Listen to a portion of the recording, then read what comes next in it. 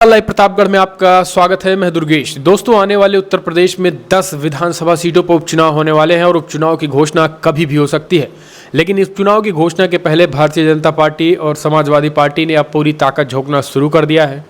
पूर्व मुख्यमंत्री अखिलेश यादव ने समाजवादी पार्टी की 10 सीटों पर लगभग कैंडिडेट का नाम पर मुहर लगा दी है। बस लिस्ट जारी होना बाकी है। तो हम जानेंगे इन 10 सीटों पे समाजवादी पार्टी के राष्ट्रीय अध्यक्ष अखिलेश यादव ने किन लोगों को इशारा दे दिया है कि आप ग्राउंड पे जाइए और अब चुनाव प्रचार कीजिए। कैंडिडेट के ऐलान का काफ़ी लंबे समय से लोग इंतजार कर रहे थे। तो अखिलेश यादव ने किन लोगों को इशारों में ग्राउंड पर जाने की बात कह दी है। दोस्तों, 10 सीटों पर उपचुनाव होने वाले, इनमें 5 पर समाजवादी पार्टी का कब्जा है, जबकि 3 सीटें भारतीय जनता पार्टी के खाते में हैं। 1 सीटें रालोद, जबकि 1 सीटें जो है वो भारतीय जनता पार्टी की सहयोगी दल के पास है। तो निषाद राज पार्टी उसे कहते हैं। तो ये 10 सीटों पे उपचुनाव होने वाले हैं, जिसमें अखिलेश यादव ने सीधे तौर पर ऐलान कर दिया है। लेकिन करहल से लेकर के कुछ सीटों पर चंद्रशेखर रावण जी ने पेच फंसा दिया और कहा है कि अगर हमें कुछ सीटें देते हैं तो हम आपका समर्थन करेंगे, नहीं तो हम सभी सीटों पे प्रत्याशियों को मैदान में उतारेंगे। तो अखिलेश यादव का जो पीडीए का नारा था, उस पीडीए में सेध लगाने के लिए इस उपचुनाव में चंद्रशेखर रावण ने भी एंट्री मार दी है। मायावती अमूमन जो है वो अपने कैंडिडेट नहीं उतारती हैं उपचुनाव में। बाईपोल्स में कभी भी जो है वो उन्होंने अपने कैंडिडेट नहीं उतारे हैं, लेकिन इस बाईपोल में वो अपने कैंडिडेट का ऐलान करने जा रहे हैं और यानी इस बार चुनाव लड़ने का ऐलान बीएसपी ने भी कर दिया है। तो जाहिर सी बात है कि सेंधमारी पीडीए में ही होगी। ओवैसी भी दम भर रहे हैं, ओवैसी के प्रदेश अध्यक्ष फिर से दम भर रहे हैं कि उपचुनाव में भी चुनाव लड़ेंगे। तो ये चीज़ें कहीं ना कहीं बीजेपी और कांग्रेस पार्टी और सपा में गठबंधन की बात बनती दिखाई नहीं दे रही है। तो जाहिर सी बात है कि यहाँ पर भारतीय जनता पार्टी को फायदा होता दिखाई दे रहा है। लेकिन अखिलेश यादव ने क्या रणनीति बनाई, अखिलेश यादव ने किन सीटों पर अपने प्रत्याशियों के नामों का ऐलान कर दिया है, चलिए हम आपको दिखाते हैं कि आखिर अखिलेश ने कहाँ से ये ऐलान कर दिया है और मिल्कीपुर से जो है वो चंद्रशेखर रावण ने क्या कुछ हुंकार भरी है, अपने कैंडिडेट जोनल प्रभारी उतार दिए हैं कि अब आप उनको भी लड़ाइए। तो देखिए, सबसे बड़ी बात यह है कि यूपी में अगर बात करें हम, करहल, सीसामऊ, मिल्कीपुर, कटेहरी, कुंदरकी सपा के पास थी, यानी 5 सीटें करहल, सीसामऊ, मिल्कीपुर, कटेहरी और कुंदरकी ये सपा के पास थी।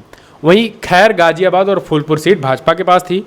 मझुआ निषाद पार्टी और मीरापुर रालोद के पास थी, मुजफ्फरनगर की मीरापुर सीट।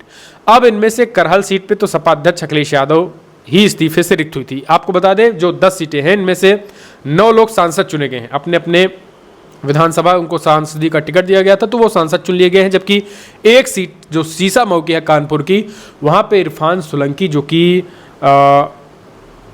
इरफान सोलंकी हैं सीसामऊ, वो समाजवादी पार्टी के सांसद विधायक हुआ करते थे, लेकिन वो उनको केस और वो जेल जाने के बाद वो सीट भी खाली हो गई थी।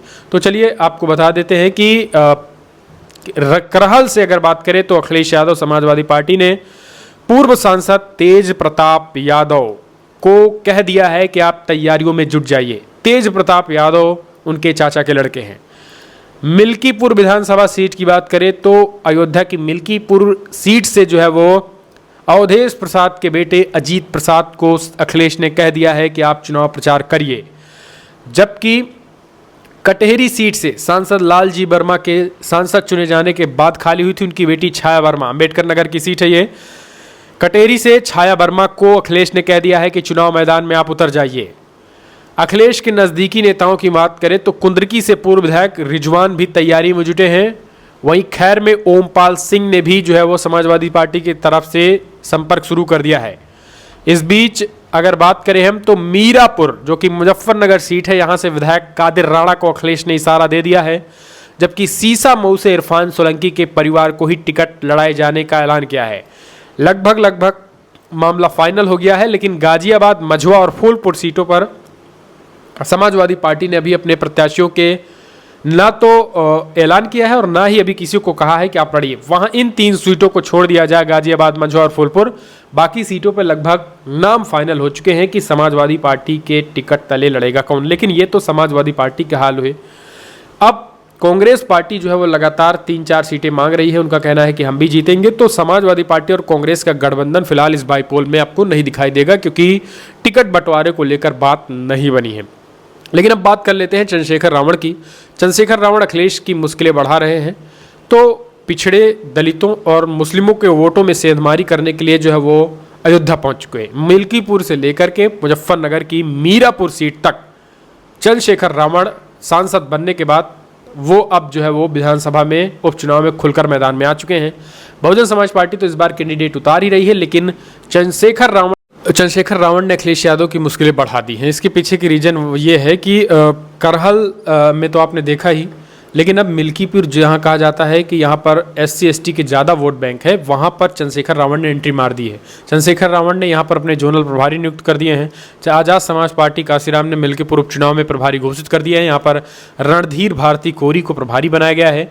प्रदेश अध्यक्ष सुनील कुमार चित्तौड़ ने पार्टी के सभी लोगों से अपील की है कि पार्टी की तरफ से घोषित किए गए रणधीर भारती कोरी को तन मन धन से सहयोग कर प्रदान करें। आज़ाद समाज पार्टी ने इससे पहले 4 सीटों पर प्रभारी घोषित कर दिए हैं। दरअसल अब आप समझ लीजिए कि सीधे तौर पर यहाँ पर चंद्रशेखर रावण जो है वो कहीं ना कहीं डायरेक्टली इनडायरेक्टली अखिलेश की मुश्किलें बढ़ा रहे हैं। खबर तो ये भी निकल के आई थी, अखिलेश और चंद्रशेखर रावण में बातचीत चल रही थी कि हमें 2 सीटें हमें दे दीजिए, चाहे फिर वो मिल्कीपुर और मुजफ्फरनगर की मीरापुर सीट हो। लेकिन अभी फिलहाल अखिलेश यादव ने अब चाहे वो मिल्कीपुर की बात करें तो अवधेश प्रसाद के बेटे को इशारा दे दिया है कि आप मैदान में उतर जाइए, और कादिर राणा को मुजफ्फरनगर की मीरापुर सीट से मैदान में उतरने के संकेत दे दिए हैं। तो लगभग अखिलेश यादव यहाँ पर कैंडिडेट घोषित करने जा रहे हैं। और ये सारी की सारी जो छोटी छोटी पार्टियाँ हैं वो PDA में सेंधमारी की बात कर रही हैं, PDA में सेंधमारी कर रही हैं, जिससे सीधे तौर पर भारतीय जनता पार्टी को यहाँ पर फायदा होता दिखाई देगा। फिलहाल फूलपुर उपचुनाव से लेकर के मिल्कीपुर तक की एक कवरेज हम आपको दिखाएंगे कि आखिर जनता क्या सोचती है। क्या वाकई में मिल्कीपुर के राजा, जिन्हें अवधेश प्रसाद को मिल्कीपुर का राजा कहकर अखिलेश यादव ने संबोधित किया था एक तरीके से, इस पर काफ़ी विवाद भी हुआ था। मिल्कीपुर के लोग काफ़ी गुस्से में थे, उनका कहना था कि इस बार हम उन्हें दिखाएंगे, उनकी औकात दिखाएंगे, आखिर कैसे मिल्कीपुर के राजा हुए। तो ऐसे तमाम सीटों पर विरोध समाजवादी पार्टी के खिलाफ भी है। भारतीय जनता पार्टी जहां सीटिंग है, चाहे फिर वो फूलपुर और फूलपुर में BJP के खिलाफ विरोध है। तो इस तरीके से तमाम विरोध और समर्थन के बावजूद हम फूलपुर से लेकर मिल्कीपुर सीसामऊ तक कवर करेंगे। आखिर जनता क्या सोचती है इस उपचुनाव में। कहा जा रहा है कि ये उपचुनाव जो है 2027 का सेमीफाइनल है। तो क्या इस सेमीफाइनल में किसको जीत मिलती है, क्योंकि अगर वर्तमान की बात करें तो 5 सीटें समाजवादी पार्टी के खाते में है, यानी अखिलेश का पलड़ा भारी है। और इधर एनकाउंटर वाली स्क्रिप्ट, क्या ये एनकाउंटर यादव हो, ठाकुर हो, या जिस तरीके से एनकाउंटर किए जा रहे हैं, यूपी को अपराध मुक्त बताकर भ्रष्टाचार को, जो भ्रष्टाचार बड़े पैमाने पर फैला हुआ है, सभी लोग कह रहे हैं, BJP के कई लोग कहते हैं, तो क्या भ्रष्टाचार को इस एनकाउंटर से छुपाया जा सकता है? छुपा करके क्या चुनाव जीता जा सकता है?